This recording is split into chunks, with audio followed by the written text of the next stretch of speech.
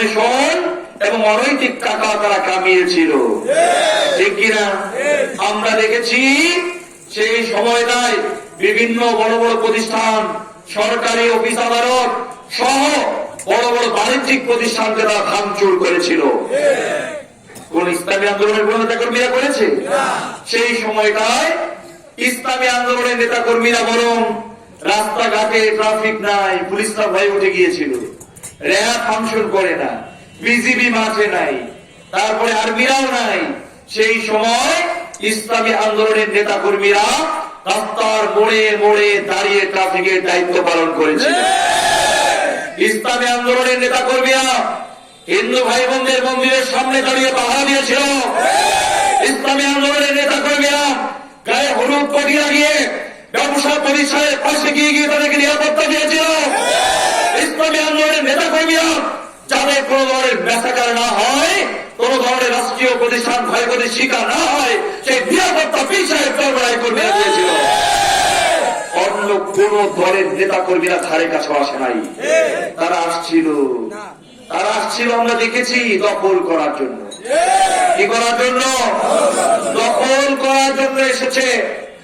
ইসলামী আন্দোলন বাংলাদেশের নেতা কর্মীরাই মানুষের জন নিরাপত্তার জন্য পাশে দাঁড়িয়েছে। অতএব বিপদে বন্ধুর পরিচয় বলা হয় না? বিপদে বন্ধুর। বিপদে কাদেরকে পেয়েছিলেন? বিপদে কাদেরকে দেখেছিলেন? পীর সাহেব চরমরা এবং ইসলামী আন্দোলন কি বিপদের পাশে পেয়েছিলাম আমরা, ঠিক কিনা? আশা করি বিপদের বন্ধুদেরকে এবার কেউ ভুলবেন না। আশা করি আমার সনাতন ধর্মের ভাই ও বোনেরা সেই বিপদের মুহূর্তে ইসলামী আন্দোলনের নেতা কর্মীরা এখানে এই স্টেজে যারা আছেন প্রত্যেকে, আমার সেক্রেটারি থেকে শুরু করে আমার বড় মেয়র থেকে শুরু করে সকল নেতা কর্মীরা এই এলাকার যতগুলি মন্দির আছে সমস্ত মন্দিরগুলি পাহারা দিয়েছিল, ঠিক কিনা? যার কারণে আমরা শতাব্দীর ভাইদের থেকেও তখন আমরা অনেক সময় গালমন্দ শুনেছিলাম, ঠিক কিনা?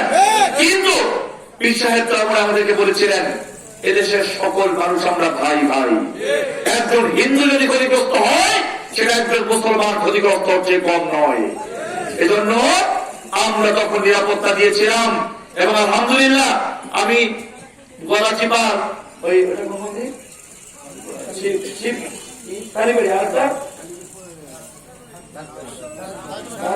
শাহবাড়ি তারপরে কালীবাড়ি মন্দিরে সেদিন বড়গাছের গিরিধারী মন্দিরে নতুন যাই নেই সেই সময়, তখন আমরা গিয়ে তাদের সঙ্গে দেখা সাক্ষাৎ করেছি। তারা তখন বলেছিল, আমার হিন্দু ভাই বোনেরা বলেছিল যে ভাই যে ভয় পেয়েছিলাম আপনারা যদি না থাকতেন আসলে একটা খারাপ কিছু হতে পারত, ঠিক কিনা? এজন্য আমার ভাইরা বিপদে যাদেরকে দেখেছেন এবং সুযোগের মুহূর্তে মানুষের চরিত্র পরীক্ষা করা যায়, ঠিক কিনা? যখন আপনার সামনে একটা ষোড়শী মেয়ে বসে থাকে আপনি তখন সফি দরবেশ নাকি আপনি তখন লুচ্চা তখন বোঝা যায়, ঠিক কিনা? একলা ঘর একটা মাত্র মেয়ে বসা, আপনি কি লিপস্টিক করেন না করেন না, তখন বুঝাবে আপনার চরিত্রটা কেমন। একদম একলা আছেন, সামনে একটা বিড়ির প্যাকেটও আছে, আপনি টান দেন না, তখন বুঝা যাবে আপনি ভালো না মন্দ, ঠিক কিনা? এই জুলাই আগস্টের আন্দোলনের পরে যখন র্যাব পুলিশ ছিল না, ইসলামী আন্দোলন চাইলেও কি দুই চারটা ঘাট দখল করতে পারতো না? কথা বলেন না? আমাদেরকে আহ্বানও করেছিল।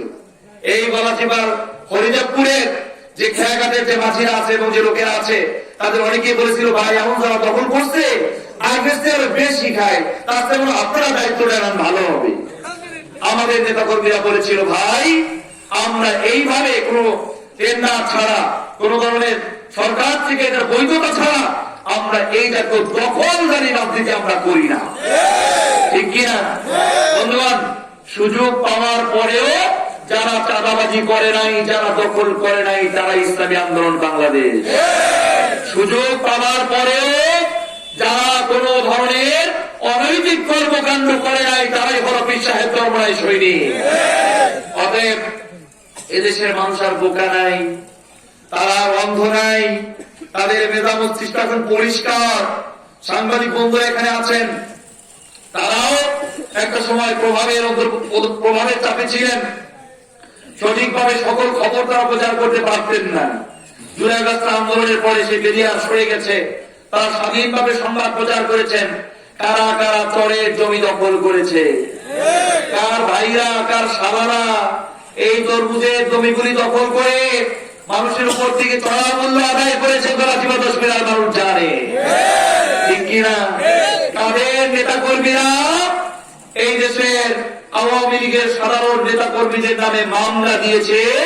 এখনো পর্যন্ত তাদেরকে কোন ধরনের অপরাধ ছাড়া সাধারণ কর্মীদেরকে জেলে বন্দি করে রেখেছে এবং মোটা অঙ্কের টাকা হাতিয়ে নিয়েছে মামলা বাণিজ্য করে, তাও গলাচিপা দশমিনার মানুষ জানে, ঠিক কিনা? ও তারপরও আপনারা ভোটের আশা করেন? এত অপরাধ করার পরেও আমার ভাইরা ভোটের আশা করে। কয়েকদিন আগের ঘটনা, তারা মনে করছে মুখ মুছতেই বলে বীরের গন্ধ চলে যায়, ঠিক কিনা? মুখ মুছতে চকলেট খাইলে তারপরে লেবু পাতা চাবাইলেও কোনো সময় যায় না। কয়েকদিন আগে অপরাধ করছেন, কয়েকদিন আগে এলাকার আওয়ামী লীগের মানুষদেরকে নিয়ে চলাফেরা করেছেন।